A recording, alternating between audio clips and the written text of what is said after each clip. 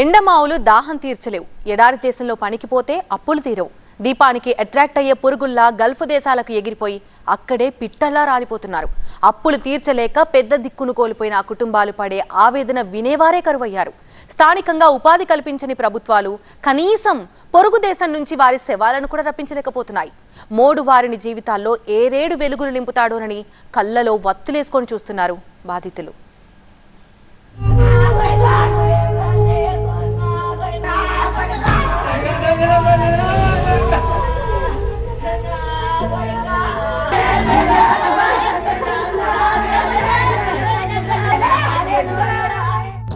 ఇలాంటి శోకాలు ఉమ్మడి కరీంనగర్ జిల్లాలో నిత్యం ఏదో ఒక మూలన వినిపిస్తూనే ఉంటాయి. కొడుకున కోల్పోయిన తల్లిదండ్రులు, భర్తను కోల్పోయిన ఇల్లాళ్ళు, తండ్రిని కోల్పోయిన పిల్లలు అంతా బాధితులే, విధివంచితులే.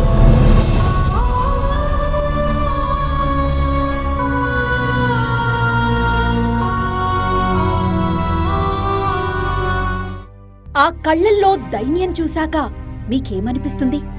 కట్టుకున్నోడు పోయి పుట్టెడు శోకంతో కన్నవారినెలా పోషించాలో తెలియక వద్దన్నా రాలుతున్న కన్నీళ్లవి. ఇంకెన్ని రోజులు? మహా అయితే మరో నెల రోజులు ఆ కళ్ళు కన్నీళ్లు రాలుస్తాయేమో. ఆ తర్వాత అవి కూడా ఇంకిపోతాయి. తడారిన కళ్ళల్లో ఎడారిలాంటి జీవితం ఈ నిర్భాగ్యులది.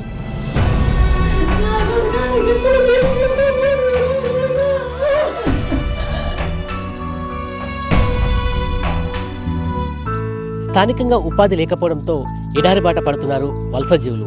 అక్కడ కూడా ఆర్థిక సమస్యలు ఎదుర్కోవడంతో మానసిక క్షోభ అనుభవిస్తున్నారు.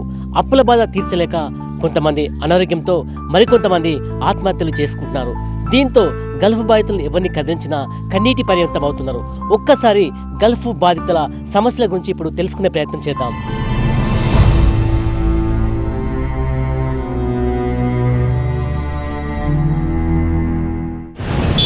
ఉమ్మడి కరీంనగర్ జిల్లాలో నిత్యం ఏదో ఒక చోట ఇలాంటి దృశ్యాలు మనకి కనిపిస్తాయి.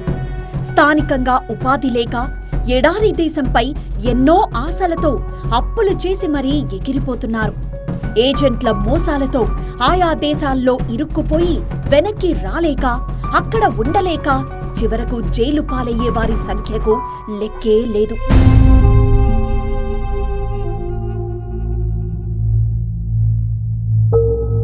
పరాయి దేశంలో తమ వారు ఏం కష్టాలు పడుతున్నారో కుటుంబ సభ్యులకి తెలీదు. వారు పంపే డబ్బుల కోసం ఆశగా ఎదురు చూస్తూ రోజులు గడిపేస్తుంటారు. అడపా తడపా ఏవో కొన్ని పైసలొచ్చినా వాటితో కుటుంబమే గడవాలా, అప్పులే తీర్చాలా తెలియక మంచి రోజుల కోసం కనపడని దేవుళ్లకు మొక్కుకుంటూ ఉంటారు.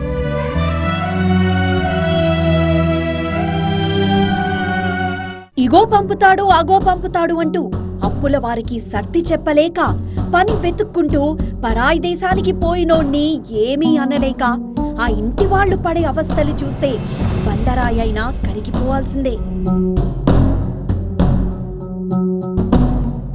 ఉపాధి కోసం కన్న తల్లి లాంటి ఊరిని వదిలి తెలియని ప్రాంతంలో అడుగు పెడితే పని దొరక్క కొందరు, దొరికినా నెల నెలా జీతం రాళ్లు రాక మరికొందరు పస్తులతో బతుకీడిస్తూ తమ వారినే తలుచుకుంటూ మౌనంగా రోధిస్తున్నారు. తమ కష్టం పగవారికి కూడా రావద్దననుకుంటూ జీవచ్ఛవాల్లా బతుకులీడిస్తున్నారు. అప్పు తీర్చాలంటూ ఊర్లలో ఒత్తిడి పెరిగేసరికి ఏం చేయాలో దిక్కు తెలియని ఆ అమాయకుల్లో కొందరు ఆత్మహత్యలకు పాల్పడుతున్నారు. మరికొందరు గుండె పగిలి చస్తున్నారు.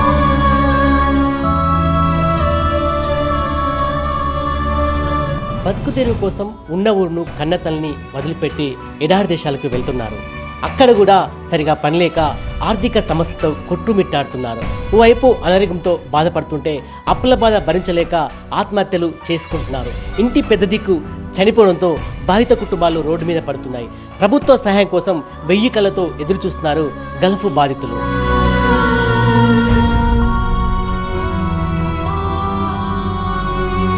రాజన్న సిరిసిల్ల జిల్లా తంగళ్లపల్లి మండలం మల్లాపూర్కు చెందిన రాగల్ల రాజేష్ కొన్ని రోజుల క్రితం మస్కట్ వెళ్లాడు. అక్కడ సరైన పని లేక ఆర్థిక ఇబ్బందులెదుర్కొన్నాడు. కుటుంబానికి ఇతనే పెద్ద దిక్కు. అతను పంపే డబ్బులతోనే ఆ కుటుంబం కడుపు నిండుతుంది. సుమారు 5 లక్షల అప్పు చేశాడు. అవి ఎలా తీర్చాలనే బాధతో గుండె లయ తప్పింది. 35 ఏళ్లకే 100 ఏళ్లు నిండాయి. ఇప్పుడు అతనిపై ఆధారపడిన కుటుంబం రోడ్డున పడింది.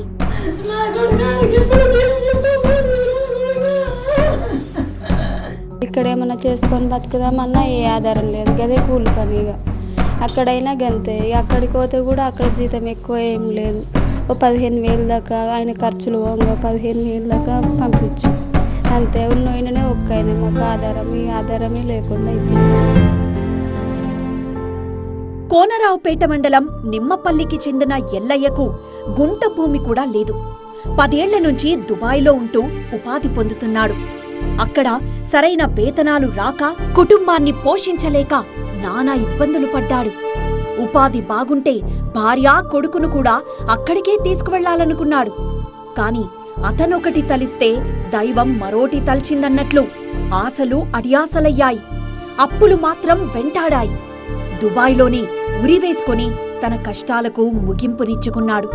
కాని అతను ఎంతో ప్రేమించే అతని భార్య కొడుకు అనాథలయ్యారు. ఉండడానికి ఇల్లు కూడా లేక బంధువుల ఇంట్లో తలదాచుకుంటున్నారు. ఆ జీతాలు లేవు, పని కరెక్ట్ లేదు. ఎక్కడికైనా అంత ఉంది. మస్కట్కు వచ్చిండు 6 నెలలు. మళ్ళీ అక్కడి నుంచి వచ్చి మళ్ళీ ఇటు పెట్టుకుని పోయిండు. వీడు పుట్టకుండా కత్తెర పోయిండు అప్పుల బాధకే. కదరకు వచ్చినాక ఇటు జల్మానికి వచ్చిండు. ఇక ఇప్పుడు ఒక్కడు పుట్టిండు కదా అని అప్పులు తీర్పుకుంటాను పోయిండు. తీర్పుకుంటే ఇక అవి ఇవి కరెక్ట్ లేవు. ఇక ఆత్మహత్య చేసుకున్నాడు. జగిత్యాల జిల్లా కోరుట్ల మండలం యూసఫ్ నగర్కి చెందిన పురుషోత్తం కూడా ఉపాధి కోసం దుబాయ్కి పోయాడు. ఆశించిందొకటైతే ఎదురైంది మరోటి. అప్పులు తీర్చడం పక్కన పెట్టి అతను బతకడానికే కన్నమ్మ కష్టాలు పడ్డాడు. తీవ్ర మానసిక క్షోభతో అక్కడే గుండెపోటుతో రాలిపోయాడు. కష్టం ఉంది, బతుకుడే కష్టం ఉంది.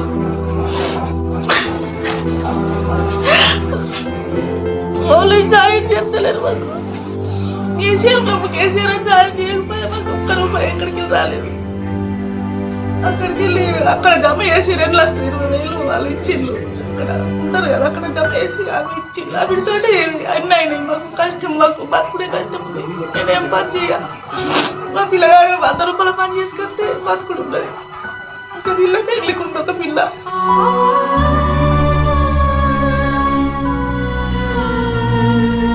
ఇవి కేవలం 4 ఉదాహరణలు మాత్రమే. కరీంనగర్ జిల్లాలో గత 3 నెలల్లోనే 9 మందికి పైగా ఇలాంటి మరణాలు నమోదయ్యాయి. జిల్లా నుంచే కాక తెలంగాణ నుంచి పని వెతుక్కుంటూ గల్ఫ్కు వెళ్లిన కూలీ నాలీలందరి కుటుంబాల్లో ఇలాంటి విషాదాలే అధికంగా ఉంటున్నాయి. పెద్ద దిక్కును కోల్పోతున్న ఆ కుటుంబాలు ఎవ్వరికీ కాకుండా పోతున్నాయి. ఇప్పటికీ గల్ఫ్ వెళ్లే కార్మికులకు సరైన పాలసీలను రూపొందించడంలో ప్రభుత్వాలు విఫలమవుతున్నాయి అనే కంటే నిర్లక్ష్యం వహిస్తున్నాయి అనడం సబబుగా ఉంటుంది. పుట్టగొడుగుల్లా పుట్టుకొచ్చిన నకిలీ ఏజెంట్లను అరికట్టే వ్యవస్థే లేదు. పరాయి దేశంలో చనిపోతే మృతదేహం ఇంటికొస్తుందో రాదో తెలీదు. ప్రభుత్వాలు ఎన్ని మారినా గల్ఫ్ బాధితుల తలరాత మాత్రం మారడం లేదు. గల్ఫ్ బాధితుల కోసం ప్రత్యేక పాలసీ తీసుకురావాలన్న డిమాండ్కు బూజు పడుతోందే తప్ప పట్టించుకునేవారే లేరు. మాయమైపోతున్నాడమ్మా మనిషన్నవాడు అన్న కవి ఆవేదన అక్షర సత్యమండానికి ఈ గల్ఫ్ మరణాలే నిదర్శనం.